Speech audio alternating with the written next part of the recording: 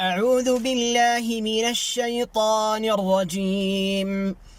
وذا النون إذ ذهب مغاضبا فظن أن لن نقدر عليه فنادى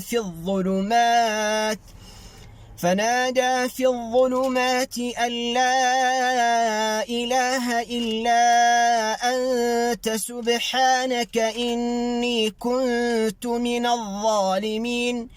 فاستجبنا له ونجيناه من الغم وكذلك ننجي المؤمنين.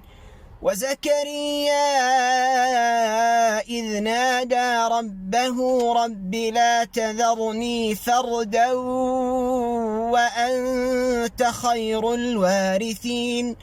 فاستجبنا له ووهبنا